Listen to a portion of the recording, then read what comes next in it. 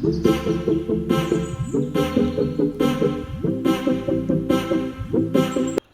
இன்றைக்கி சண்டே என்ன சமைக்கலான்னு பார்ப்போம். இன்றைக்கி வந்து நாட்டுக்கோழி வாங்கலான்னு இருக்கோம். இங்கே பாருங்கள், கடையில் போய் வாங்க போயிருக்காங்க. நாட்டுக்கோழி பாருங்கள் இருக்குது. ஆனால் நாட்டுக்கோழியெல்லாம் நம்ம ஊரில் மாதிரி சதையாலாம் இருக்காது. சும்மா எலும்பு எலும்பாக கூடு கூடாக இருக்கும். சரி பரவாயில்ல, அது ரொம்ப ஸ்ட்ரென்த்துன்னுட்டு சரி வாங்குவோன்ட்டு இன்றைக்கி வாங்கிட்டு வர சொன்னோம். இந்த பாருங்கள், நிறையா தான் இருக்குது. இந்த கடையில் தான் ரெகுலராக வாங்குவோம். ஆனால் நாட்டுக்கோழி வாங்கினது கிடையாது. இப்போ இந்த கொரோனா டயத்தில் நான் வாங்கியிருக்கேன். அடிக்கடி நான் செய்வேன். ஏன்னா வந்து ஸ்ட்ரென்த்துக்காண்டி வாங்குறது, அதில் ஒன்றும் சதையே இருக்காது. இந்த பாருங்கள், இந்த அதான் சேவல் இல்லாமல் இந்த பொண்ணு கோழியே வாங்கிட்டு வர சொல்லியிருக்கேன். சேவல் வந்து கொஞ்சம் ஒத்துக்காது. அதனால் இந்த பாருங்கள், ஊரில் வளர்க்குற கோழி மாதிரியே இருக்குது பாருங்கள். ஐயோ, கட் பண்ண போகிறாங்க போல். அங்கேயே க்ளீன் பண்ணி கொடுத்துருவாங்க. நல்லா நம்ம ஊர்லெலாம் எப்படி கட் பண்ணி பாருங்கள், 1 350 இருக்குது. நமக்கு இதெல்லாம் க்ளீன் பண்ண பிறகு எவ்வளோ இருக்கோ தெரில. ஊரில் எல்லாம் நம்ம வந்து நம்ம வீட்டிலே வளர்ப்போம். அதை கட் பண்ணி இந்த எங்கள் வீட்டிலலாம் வந்து இந்த புளிய மரத்து தூரில் வச்சு வெட்டி நாங்கள் வேடிக்கை பார்ப்போம் அதை. இங்கே பாருங்கள், நல்லா உரிச்சு நாங்கள் வந்து நெருப்பு போட்டு வாட்டிட்டு மஞ்சள் தடவி அலசிடுவோம். அதே மாதிரி கடையிலே செஞ்சு கொடுக்குறாங்க இங்கே. இங்கே பாருங்கள், நல்லா வாட்டிட்டு இதெல்லாம் இது பண்ணிவிட்டு தோல் உரிச்சிட்டா குழம்பு நல்லா இருக்காது. அதனால் நான் வாட்டிட்டு எப்போதுமே இது பண்ணுவேன். தோல் உரிச்சிட்டா அந்த கொழுப்பு போயிடும். அதனால் குழம்பு நல்லா இருக்காது. அதனால் வந்து நெருப்பில் வாட்டிட்டு மஞ்சள் தடவி அதே மாதிரி செய்கிறாங்க பாருங்கள். அவங்களே கட் பண்ணி கொடுத்துட்றாங்க. அவங்கள இந்த கட் பண்ணி வந்து அந்த லெக் பீஸ் எல்லாம் தனித்தனியாக கட் பண்ணி வாங்கிட்டு சொல்லுது. தூளாக எல்லாத்தையும் கட் பண்ணி வாங்கிட்டு வந்திருக்காங்க. இங்கே பாருங்கள், வாங்கிட்டு வந்துட்டாங்க. இங்கே பாருங்கள், இந்த காலெல்லாம் நம்ம போட மாட்டோம்ல ஊரில். ஆனால் வந்து இந்த வெளிநாட்டிலலாம் பாருங்களேன், இந்த அமெரிக்கா ஜப்பான்லாம் இதை சூப்பு வச்சு குடிக்கிறாங்க. இது நல்ல ஸ்ட்ரென்த்து. இந்த காலில் தான் ஸ்ட்ரென்த்து. இங்கே வந்து நம்ம வாங்க மாட்டோம். இந்த இந்திக்காரவங்க ஃபுல்லாக அதை எல்லாத்தையும் காலாக வாங்கி அதை நல்ல சூப்பு வச்சு நல்லா சாப்பிட்றாங்க. அவங்களுக்கு நல்ல ஸ்ட்ரென்த் இருக்குது. நம்ம இதோட வாங்குறதில்ல. நான் சரி போட்டாங்க, நான் போடுறேன். பசங்கள்லாம் இதை போடாதம்மான்னுச்சு, நான் போடுறேன். சரி நம்ம எடுத்துகிட்டு இதில் வேக வச்சுட்டு கூட வீசிடலாம் சாப்பிடாட்டியும். அதோட எசன்ஸ் இறங்கும்ல. இங்கே பாருங்கள், குச்சி குச்சியாக தான் இருக்கும், சதையே இருக்காது. அதனால் நான் இங்கே வாங்கவே மாட்டேன். நான் இப்போ வந்து இது வந்து கட் பண்ணி க்ளீன் பண்ண பிறகு 1 1/4 கிலோ இருக்குது. இஞ்சி பூண்டு பேஸ்ட் இல்லாதனால இஞ்சி பூண்டு உரித்து வச்சேன். தக்காளி 3, சின்ன வெங்காயம், பெரிய வெங்காயம் வேணாலும் வச்சுக்கலாம். சின்ன வெங்காயம் இருக்குது. இப்போ நல்ல சீசனாக என்னென்னு தெரில, சின்ன வெங்காயம் நல்லா சீப்பாக இருக்குது. அதனால் சின்ன வெங்காயம் போட்டுக்கிட்டேன். இது வந்து மஞ்சள் போட்டு அவங்க வாட்டிட்டு மஞ்சள் போட்டு இது வச்சுருக்காங்கல்ல, அதனால் நான் மஞ்சள் போட்டு அலசலை. அப்படியே அலசிட்டு மூடி வச்சுட்டு, இது எப்படின்னா இந்த பொறுமா பொடி குழம்பு வைக்க போகிறேன். இதுக்கு வந்து மிளகாய், பொட்டுக்கடலை, கொஞ்சோண்டு இந்த அரிசி வந்து 1 ஸ்பூன், எதுக்கு திக்கு காண்டி தான், 1 முடி தேங்காய். இதை வந்து நான் வந்து அந்த ஈரப்பசை போகிற வரையும் வறுக்கிறேன். ஏன்னா அந்த பவுட்ரு அடிக்கையில் அதையும் போட்டு அடிப்போம்ல, அதனால் அந்த ஈரப்பசை போகிற சீக்கிரம் குழம்பு கெட்டு போகாது. இதே ஈரப்பசையோடு நம்ம போட்டு அரைச்சி குழம்பு வச்சோன்னு வச்சுங்களேன், அது சீக்கிரம் கெட்டு போயிடும். இங்கே பாருங்கள், இந்த சோம்பு மட்டும் அதிகமாக போட்டுக்கோங்க. சோம்பு 1 1/2 ஸ்பூனு, சீரகம் 1 ஸ்பூனு, மிளகு 1/4 ஸ்பூனு, வெந்தயம் ஒரு 1/2 ஸ்பூன் போட்டிருக்கேன். இது இப்போ தேங்காயை வறுத்து அதை தனியாக வச்சுட்டு மற்றதெல்லாம் வறுக்கலாம். இது பாருங்கள், மிளகாய் போட்டிருக்கேன். காரத்துக்கு தகுந்த மாதிரி போட்டுங்க. இது பொட்டுக்கடலை, அதுவும் திக்குக்காண்டி தான், குழம்பு திக்காக இருக்கிறதுக்காண்டி. இந்த அரிசியும் வந்து 1 ஸ்பூன் போடுறோம்ல, அது குழம்பு வந்து திக்காக இருக்கிறதுக்காண்டி தான். இப்போ இது பட்டை லவங்கெல்லாம் போட்டுக்கலாம். இந்த சோம்பு மட்டும் அதிகமாக போட்டுக்கலாம். சோம்பு, சீரகம், மிளகு, வெந்தயம் கொஞ்சம் கம்மியாக போட்டுக்கலாம். ஏன்னா ரொம்ப போடக்கூடாது, கசப்புத்தன்மை இருக்கும். அதனால் வெந்தயம் மட்டும் கொஞ்சம் கம்மியாக போட்டுக்கிட்டு, மல்லி வந்து நான் 4 ஸ்பூன் போடுறேன். பெரிய ஸ்பூன் அது 4 ஸ்பூன் போடுறேன். போட்டு இதை நல்லா மணம் வர்ற வரையும் வறுத்துக்கணும். இது எல்லாத்தையும், இந்த பட்டை, இந்த லவங்கம், அன்னாசி பூ ஒன்று போட்டுக்கலாம். இது ஏலக்காய் போட வேணாம், அது அந்த ஸ்மெல்லு சில பேருக்கு பிடிக்காது. அதனால் நானும் போட மாட்டேன். கருவேப்பிலை 2 கொத்து போட்டுக்கிட்டு அதையும் நல்லா வறுத்துக்கணும். இது நல்லா ரொம்ப கருகிராமல் சிம்மிலே வச்சு வருங்க. வறுத்து இதை மெதுவாக வறுத்துட்டு ஆற வச்சிடணும்.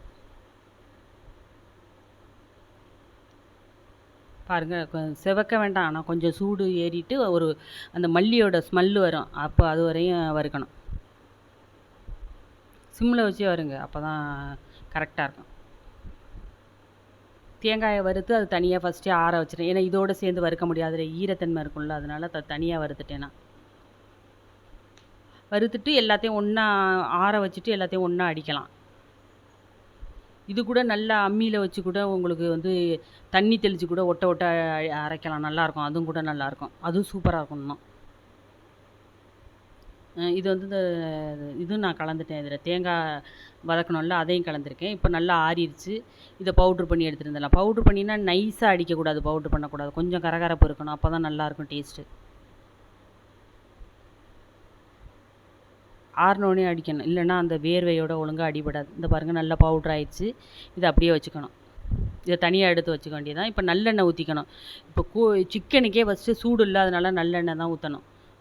இப்போ இது வந்து பட்டை, லவங்கம், அன்னாசிப்பூ, இந்த பிரிஞ்சி இலை, கடல் பாசி எல்லாமே போட்டுக்கணும். சோம்பு போட வேணாம், ஏன்னா சோம்பு வந்து நம்ம வந்து பவுட்ரு அடிச்சிடறோம்ல, அதனால் சோம்பு போட வேணாம். இல்லைன்னா சோம்பு போட்டுக்கலாம். இது நல்லா செவக்கட்டும் கொஞ்சம்.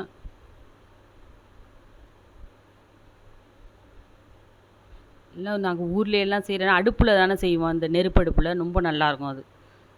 இப்போ கருவேப்பிலை 2 கொத்து போட்டுக்கோங்க. இப்போ இந்த சின்ன வெங்காயம் அரிஞ்சது ஒரு கைப்பிடி இருக்கும், அதை வந்து போட்டுட்டு அதையும் நல்லா வதக்குங்க.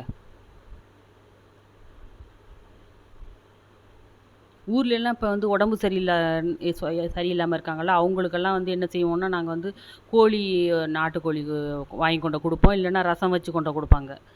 அதெல்லாம் இது ரொம்ப நல்லது அதெல்லாம். தக்காளி ஒரு 3 போட்டுங்க. உடம்புக்கு ரொம்ப ஸ்ட்ரென்த்து நாட்டுக்கோழி எல்லாம். அது இங்கே உள்ள கோழிக்கு தான் மொட்டை எலும்பாக இருக்குது. இப்போ வந்து இஞ்சி பூண்டு பேஸ்ட் வந்து 2 ஸ்பூன் போட்டுங்க. அது நல்லா வதக்கலாம். ஏன்னா இது 1.25 கிலோ இருக்குது, அதனால் 2 ஸ்பூன் போடலாம். போட்டு இந்த பச்சை வாசனை போகிற வரையும் நல்லா வதக்குங்க.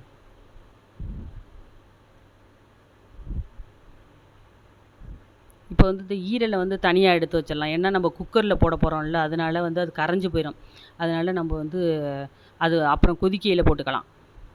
இது ஈரல்லாம் 5 நிமிஷத்தில் வெந்துடும். இப்போ வந்து 3 விசில் வைக்கிறோம், அதெல்லாம் கரைஞ்சி குழம்பு நல்லா இல்லாமல் போயிடும். அதனால் எடுத்துடணும் அதை தனியாக. இது நல்லா வதக்கிட்டு, இந்த பாருங்கள், இந்த கால் போடுறதுக்கு ஒரு மாதிரியாக இருக்குது. அது எப்படி வீச மனசில்லை. சரி போடுவோம், அதோட எசன்ஸ் இறங்கட்டும். இல்லை பிடிக்கலைன்னா தூக்கி வீசிடலாம். அவங்க அப்பாவுக்கு தெரிஞ்சால் தூக்கி வீச சொல்லுவாங்க. மஞ்சத்தூள் போட்டுக்குங்க. போட்டுக்கிட்டு இப்போ இதை அள்ளி போட்டு இதையும் வதக்குங்க. எல்லா மசாலாவோட சேர்ந்து வதங்கட்டும். அந்த வெங்காயம், தக்காளி, இஞ்சி பூண்டு பேஸ்ட்டு இதெல்லாம், இந்த எண்ணெய் எல்லாம் போட்டு நல்லா வதங்குதுன்னா அந்த பச்சை வாசனை கொஞ்சம் போகட்டும். ஏன்னா குக்கரில் வைக்கிறதுனால நான் ரொம்ப வதக்கலை, கொஞ்சம் வதக்குனா போதும். போட்டு எடுத்து இந்த குக்கரில் அப்படியே போட்டுருவோம். போட்டுட்டு, ஏன்னா இது வேகாது. இந்த வந்து நம்ம பிராய்லர் வந்து அது குக்கரில் வைக்க முடியாது, அது ஈஸியாக வெந்துடும். இது வேகவே வேகாது. அதனால் ஒரு 3 விசில் வைக்கலாம். மட்டனுக்கு நம்ம 5 விசில் வைப்போம், இதுக்கு வந்து 5 விசில் வைக்கக்கூடாது. ஒரு 3 விசில் வச்சா கரெக்டாக இருக்கும். போட்டு இதுக்கு வந்து தண்ணி ஊற்றிக்கலாம். நல்லா இது முழுந்துற அளவுக்கு எவ்வளவு குழம்பு வேணுமோ அவ்வளோ தண்ணி ஊற்றி வச்சுக்கலாம். நாங்கள் 4 பேர் தானே, அதனால் நான் கம்மியாக வைக்கிறேன். இன்னும் கூட இந்த நாட்டு குழம்பு, கோழி குழம்பு வந்து தண்ணி குழம்புன்னு ஒன்று வைப்போம். அது இன்னும் கூட நிறையா வைக்கலாம். எனக்கு குக்கர் பத்தாது, அவ்வளவும் எனக்கு ஆகாது. இதுக்கு தேவையான உப்பு போட்டுக்குவோம். பத்தலைன்னா அப்புறமேலுக்கு நம்ம கொதிக்க வைப்போம்ல, அப்போ போட்டுக்கலாம். மசாலாலாம் சேர்ப்போம்ல, அப்போ அது பத்தலைன்னா போட்டுக்கலாம். இப்போ வந்து 3 விசில் வச்சுக்கலாம். இந்த பாருங்கள், 3 விசில் வச்சாச்சு. இப்போ நல்லா வெந்திருக்கும். நம்ம சூப் எடுத்துக்கலாம் அதுக்கு. ஏன்னா நாட்டுக்கோழி குழம்பு இப்படியே வந்து இந்த உடம்பு சரியில்லாதவங்களுக்கெல்லாம் இந்த சூப்பு எடுத்து கொடுத்தோம்னா ரொம்ப நல்லது. ரொம்ப ஸ்ட்ரென்த்து நாட்டுக்கோழி. மட்டன் அளவுக்கு சேம் அதே அளவுக்கு இருக்கும் உங்களுக்கு ஸ்ட்ரென்த்து.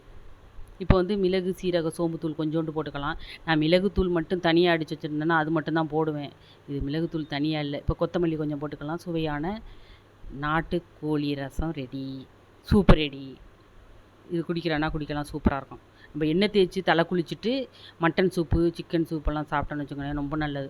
இப்போ நம்ம வந்து இதிலே அரிசி எடுத்து நம்ம வறுத்துக்கலாம். ஏன்னா வந்து தனியாக போட்டு அப்படியே போட்டு பச்சையாக போட்டு வறுத்தோம்னா ரொம்ப வேகாது, சீக்கிரம் வேகாது. நாட்டுக்கோழி ஒன்று ரப்பர் மாதிரி இருந்துக்கிட்டு வேகாது. அதனால் குக்கரில் 3 விசில் வச்சுட்டு எடுத்தோம்னா அதுக்கு பிறகு மசாலா போட்டு பிரட்டி நம்ம வச்சு வறுத்தோம்னா சீக்கிரம் சுருண்டுரும், நல்லாவும் வெந்துடும். அதனால் உங்களுக்கு சூப்பராகவும் இருக்கும் நல்லா. அதனால் இது மாதிரி செய்யலாம், ஈஸியாகவும் இருக்கும், உங்களுக்கு வந்து சீக்கிரமும் வெந்துடும். ஆல்ரெடி ஃபுல்லாக வெந்துருச்சு. இந்த எண்ணெயில் போட்டு இந்த மசாலா போட்டு வறுக்கிறது தான் நம்மளோட வேலை. இப்போ மஞ்சத்தூள் கொஞ்சம் போட்டுக்கலாம். இதில் உப்பு அவ்வளோவா போடக்கூடாது. ஏன்னா மிளகு, சீரகம், சோம்புத்தூள் போட்டுருவோம். ஒரு பெரிய ஸ்பூனாலும் 1 ஸ்பூன் போட்டுருவோம். 1.5 ஸ்பூன் போடலாம், கொஞ்சம் கூட எடுத்துருக்கோம்ல அதனால். ஏன்னா மிளகு, சோம்பு, சீரகத்தூள் வந்து அடித்து வச்சுக்கிட்டோம்னா நம்மளுக்கு வேலை ஈஸி. இப்போ இஞ்சி பூண்டு பேஸ்ட்லாம் அடித்து வச்சுக்கிட்டோம்னா வேலை ரொம்ப சீக்கிரம் முடிஞ்சிடும் நம்மளுக்கு. மிளகு, சீரக, சோம்பு தூள், இஞ்சி பூண்டு பேஸ்ட் வச்சுட்டோம்னு வச்சுக்கோங்களேன், அடித்து வச்சுட்டோம்னா ஈஸியாக வேலை முடிஞ்சிடும் நம்மளுக்கு. அதனால் நான் நாளே பண்ணி வச்சுருவேன் எல்லாமே. அந்த வாரத்துக்குள்ளது பண்ணிடுவேன். இப்போ மிளகாத்தூள் 2 ஸ்பூன் போட்டுங்க. இது வந்து காரம் அதிகம், அதனால் நான் கம்மியாக போட்டிருக்கேன். இந்த குழம்பு மசாலா தூளில் ஒரு 2 ஸ்பூன் போட்டுக்கலாம். ஏன்னா அது கொஞ்சம் இதுக்காண்டி தான் மசாலா கிரேவி மாதிரி நல்லாயிருக்கும், அதனால போடுறேன் நான். போட்டுட்டு இப்போ இந்த மசாலாவுக்கு தேவையான உப்பு மட்டும் போடுங்க. ஏன்னா உப்பு வந்து முதலே நம்ம வேக வைக்கல போட்டிருக்கோம், அதனால் கறியில் நல்லா சார்ந்துருக்கும். அதனால் இப்போ இந்த மசாலாவுக்கு மட்டும் உப்பு போட்டுக்கணும். போட்டு பிசைஞ்சு ஒரு 1/2 hour வச்சுருவோம். இப்போ இந்த பட்டை, லவங்கம், அன்னாசி பூ எல்லாம் நல்லெண்ணெய் ஊற்றிக்கணும். எல்லாம் போட்டுக்கிட்டு அது நல்லா பொரிஞ்சோடனே இப்போ கருவேப்பிலை போட்டுக்கலாம்.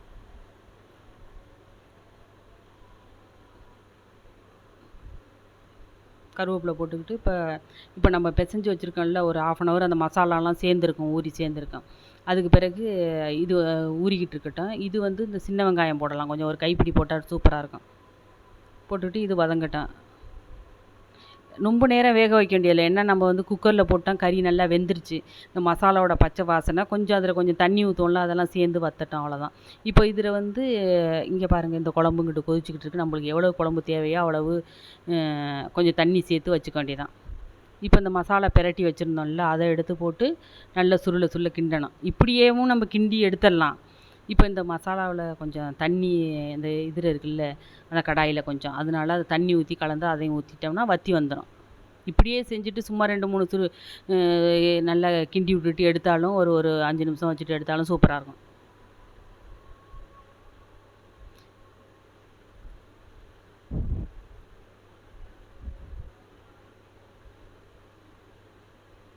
இது அப்படியே கொஞ்சம் வெந்துக்கிட்டு இருக்கட்டும். இந்த பாருங்கள், அந்த மசாலா இருக்குது பாருங்கள், அதனால் நான் அந்த தண்ணி ஊற்றுறேன். அது வத்துற வரையும் கொஞ்சம் வெயிட் பண்ணணும்.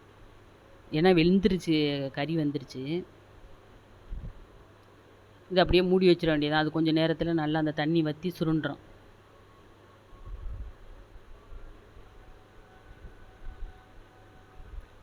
ஒரு வாரத்துக்கு ஒரு இந்த மசாலாவுக்கு மட்டும் இந்த உப்பு போட்டால் போதும், நிறையா போடக்கூடாது. ஏன்னா முதலே நம்ம போட்டிருக்கோம், கறியெல்லாம் சார்ந்திருக்கோம். இது வந்து தண்ணி ஊற்றுனதுனால இந்த கல் உப்பு போடுறேன், இல்லைன்னா போட முடியாது. இப்போ பாருங்கள், இது நல்லா கொதிச்சிருச்சு. கொதித்த பிறகு இப்போ இந்த மசாலா அடித்து வச்சுருந்தோம்ல, அது பாருங்கள், மசாலா போட்டதை முதலே காட்டியிருக்கேன். இப்போ அது முன்னாடி போடக்கூடாது. இது இப்போ வந்து நல்லா கொதித்த பிறகு இப்போ இந்த மசாலாவை எடுத்து போடணும். நம்ம அடித்து வச்சிருந்தோம், நல்லா பவுட்ரு பண்ணோம்ல எல்லாமே, சோம்பு, சீரகம், மிளகு, வெந்தயம், மல்லி, பொட்டுக்கடலை, கொஞ்சோண்டு அரிசி, கொஞ்சம் கருவேப்பிலை, எல்லாத்தையும் வந்து நல்லா வறுத்துட்டு அரைச்சி வச்சுருந்தோம்ல, அதை வந்து இதில் போடணும். இது இப்போ தண்ணியாக தான் இருக்கும், ஆனால் கொஞ்சம் நேரத்தில் பார்த்திங்கன்னா கொதித்த பிறகு வற்றிடும். வச்சு திக்காக இருக்கும். நம்ம தண்ணியாக வேணும்னா இன்னும் கொஞ்சம் தண்ணி ஊற்றிக்கலாம். தண்ணி ஊற்றிட்டு நல்லா தண்ணியாகவே வச்சுக்கலாம். நான் திக்காக தான் எடுத்தால் நல்லாயிருக்கும், ரொம்ப நல்லாயிருக்கும். அதனால் இது வற்றி பாருங்கள், கரெக்டாக தண்ணி திக்காக வந்துடுச்சு. இந்த பாருங்கள், நல்லா இப்போ சிம்மில் வச்சிடணும். அது நல்லா எண்ணெய் பிரிஞ்சு எண்ணெய் மிதந்து வரும், அது வரையும் சூப்பராக இருக்கும். இப்போ பாருங்கள், இது அந்த தண்ணியெல்லாம் வாங்கிடுச்சு. இப்போ பாருங்கள், அது நல்லா சுருண்டுருச்சு. இப்போ இதுவும் நிறுத்திட்டான். சுவையான நாட்டுக்கோழி குழம்பு, நாட்டுக்கோழி வறுவல் ரெடி. இது நல்ல சப்பாத்திக்கு, இந்த பரோட்டாவுக்கு, தோசைக்கெல்லாம் சூப்பராக இருக்கும்.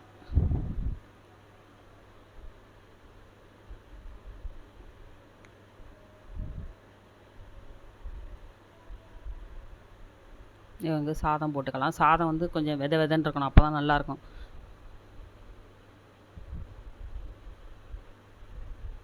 இங்கே பாருங்கள் எவ்வளோ திக்காக இருக்குன்ட்டு. இதே தண்ணி குழம்பாக வேணாலும் வைக்கலாம், ரொம்ப நல்லது. இந்த உடம்பு வலிக்கு, கை கால் வலிக்கெல்லாம் ரொம்ப நல்லது இந்த நாட்டுக்கோழி. வாரத்துக்கு ஒரு திருப்பு சேர்க்கலாம். இந்த பாருங்கள், இந்த இது நாட்டுக்கோழி வறுவலும் நல்லாயிருக்கும், ரொம்ப நல்லாயிருக்கும். என்ன சதை, அந்த பிராய்லர் சாப்பிட்டுட்டு இது கொஞ்சம் எலும்பாக தெரியும், பசங்களுக்கு கொஞ்சம் இதாக இருக்கும், ஆனால் உடம்புக்கு நல்லது. இது வந்து சூப்பு நல்லாயிருக்கும், குழம்புல ஊற்றி சாப்பிட்லாம். வாங்க சாப்பிட்லாம். லைக் பண்ணுங்கள், ஷேர் பண்ணுங்கள், சப்ஸ்கிரைப் பண்ணுங்கள்.